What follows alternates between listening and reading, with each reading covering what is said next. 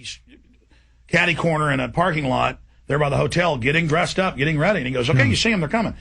Then I go over to a newspaper reporter, and I go, he just threatened to have us arrested if we don't leave. And the reporter didn't believe it. He goes over, and the officer on video goes, I didn't say that. Now, it's all on audio. It's all on video. We have him. We have him. How long ago was that? Like a year and a half ago. Is it my guys or is it state police? It was your guys. It was a year and a half ago. You must have just gotten here. But the point is that then another commander comes up and goes, we're asking you to leave. And I said, but you're not telling me to. And I said, look, I don't want to be your enemy, but you can't be an enemy of the First Amendment. Yeah. I said, go ahead and arrest me, but I'm going to sue you. And if you can't beat the rap, you can beat the rap, but you can't beat the right. Yeah. And they understood what that meant. They left me alone, and the big riot police left. But, Yeah, I'd be interested in seeing that video. Guys, pull up, I forget the name of the video. It's on YouTube, special we did. YouTube, Alex Jones protesting Perry, cops, or something. That should bring it up. If you got time after the show, I'll pull it up for you. Yeah, no, actually, I can do it at home. Yeah. I YouTube you on a regular basis. But, he's on video. Oh, is he going to get in trouble, or is he going to get promoted? No, we don't promote problems. We deal with them. Yeah. But why would he come over and say, we're going to arrest you? You know what? Maybe because we do have an ordinance on using the amplified systems and the bullhorns without a permit. You have to have a permit here. They could have written me a ticket, and then if I kept doing it, arrested me. And then after the ticket, you'd arrest him. Then you'd escalate up to an arrest. But he didn't say the bullhorn. Yeah. He said this protest. Yeah, I don't think you can arrest somebody specifically for protesting just for the sake of protesting. It depends on what you're doing. As long as you don't block streets. Yeah, you don't want to block streets. If you want to have 100,000 people out and take over a major street, you have to, just because it would shut everything down. Well, I'll put it this way. I remember when I did the plan for the Democratic National Convention in L.A. Back in 2000 when I was at the California Highway Patrol, and I remember meeting with Senator Tom, what's his name? Daschle. No. State senator who used to be married to Jane Fonda, Tom Hayden. And he started asking me, hey, what are you going to do when the naked lesbians get up on the freeway and shut down the freeway? And I said, look, I'm hoping that you as a responsible leader will not have folks come up on our freeway and block lanes, because I'd be concerned about people becoming angry and getting out of their cars and starting to beat on the protesters. It's for their own safety. So I think that we have our special response unit that handles crowd control. Their organizational model is protect the first. Protect people's First Right Amendments to rights to gather, to protest the government. But then there is the public safety issue. Then there's the public safety. See, what the biggest problem is not people that are being loud. It's peaceful protesters that get infiltrated by a handful of anarchist type that next thing you know they're hurling. They get in the middle of a peaceful crowd and they start throwing rocks and bottles. Oh, did you hear about Denver, where the police and the Denver Post got caught attacking their own police in a staged event? No, 6 months ago. Don't know anything about Google. I'm going to put up on screen for everybody right now, guys. Google this. I'm going to get the exact headline. ACL looks at police attacking police in Denver. Police attack police in Denver, dressed up like anarchists. Yeah, for the news cameras to then demonize them, and the other cops didn't even know that these were police attacking them. Well, I'd have a problem if that was the case. We're not in the business of inciting riots. But, you're aware in history that the police agencies have done that.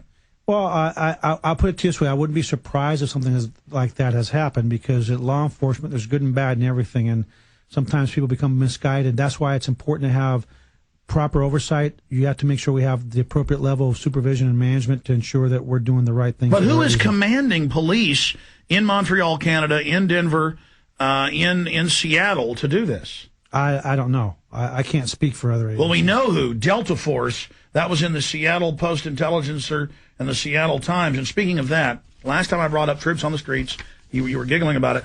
But I know you're a news hound, because you're usually informed on everything I bring up. Are you aware that the Army War College, Northcom, and others have announced they're going to have 20,000 combat troops to engage the American people, and the Army War College says that their new mission will be to suppress civil unrest inside the United States? I'm not familiar with that now. Here is the Army Times. Yeah. Exhibit A.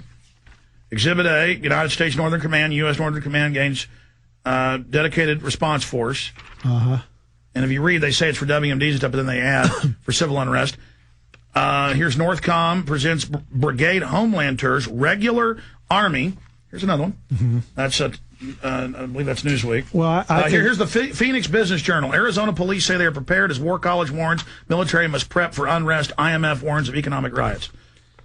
Yeah, what I think that what you're probably talking about is instances where the resources of the local state and county governments are overwhelmed, that there may be a need at some point to have troops assist in quelling civil unrest. What I mean by civil unrest, I'm talking about violent unrest. Burning cities. Yeah, I was in L.A. during the Rodney King riots, and I can tell you that law enforcement response was pretty embarrassing. We stood down. Yeah, it was. Why did that happen?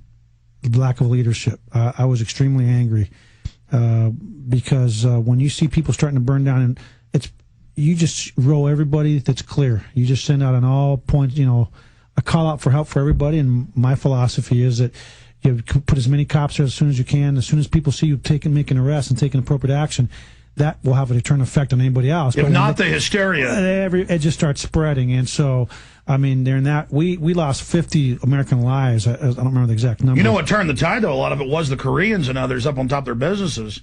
Well, they had to protect their own businesses in some of the locations. And, to me, that was a very embarrassing situation for me because we should never, as police officers, let it get to a point where we need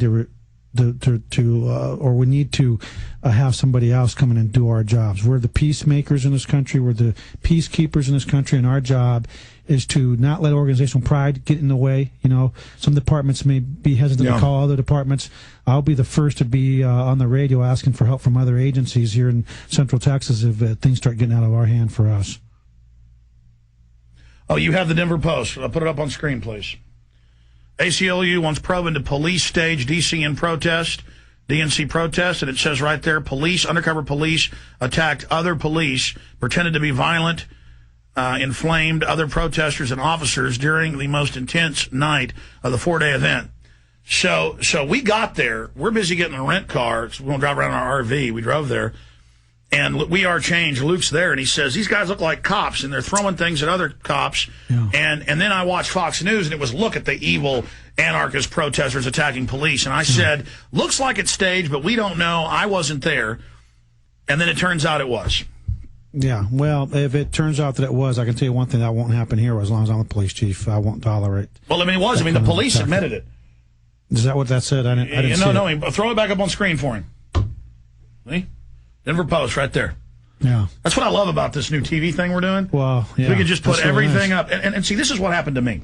Yeah. I got on talk radio, Access TV in 95, and I was covering the Federal Reserve, but I was more like a Ron Paul guy, more mainstream version. Yeah. People started calling me going, there were black helicopters south of Houston. They blew up a building, and I would laugh at them. And then I started seeing in other parts of Texas, and I found out Delta Force would covertly lease a building and buy a nursing home or in the middle of town and then blow it up. I ended up going to these events, and buildings are on fire, and there's troops running around, and police are coming up saying, turn your cameras off. And then you'd find out it was an urban warfare drill. Then the San Antonio police chief, Ale Philippus, refused to be paid off. They brought bags of cash in. I went to his office. I had an interview with the police chief. Mm-hmm. And he said that when I said no, they went and bribed other city officials to do an urban warfare drill, which I had the Rand Corporation documents that it was to condition the public for future martial law and to acclimate the police and governors to accept this. Now, then I said, okay, this black helicopter stuff's all real. I'm going to start going to these public drills with Marines. So I went to Oakland, and we got Hebron, Maryland, and we'd have police walk over with Marines. They turn their cameras off, but we'd sneak around the bushes and get it. And they would have role players screaming, I'm an American, not the camp. And the Marines would say, get ready for an execution. They put Americans down on their knees, and they practice shooting us in the back of the head. It's all on video, sir. Okay. I can give you all these. I'm telling you, just like I showed you the Denver Post. Yeah. And I went on the air, and I totally changed in 1998. I said, ladies and gentlemen, this is insane. And because they know most of the police chiefs are nice, most of the public are nice, they're going to incrementally give us excuses, incrementally. Yeah. And see now, we got to have them for civil unrest, the Army, regular Army deployed in America. See, that's my awakening. This is real. This stuff's real. Yeah. People can differ on my interpretation, but I've witnessed Marines training to take our guns with people saying, I'm an American, please no, not the camp. And then when CNN reported, Marines are training in Oakland today to go to Bosnia. It wasn't Bosnia. They were training for America, and I was there. and we climb through fences and we climb around on our bellies. I've had troops before to confiscate footage from us in San Antonio, walk up and stick a 45 to our chest, grab my camera guy, slam him down, and take our camera and say, "You're lucky." Well, like I said, I can't speak to that. That ended up bothering being in the newspaper. That's not happening here in Austin. And like I said, I'm the police chief in Austin, Texas, and my responsibility is to the people of Austin. And we believe that we have the resources to handle our own issues, and we have plenty of allied agencies near us that can help us. And I hope that we never get to the point where we have to turn over our own public safety to some other agency or some other entity. Well, I want to say this. As things break down and we go into this controlled depression, I've been called a wimp by some people who always call for violence, but they never do it themselves, for not saying go out and riot and go out and blast and go out and burn. Yeah. So on record, I am nonviolent unless it means somebody's taking me and my children and putting us on Army trucks, which they're trained for. Houston Chronicle, they built FEMA camps. So up to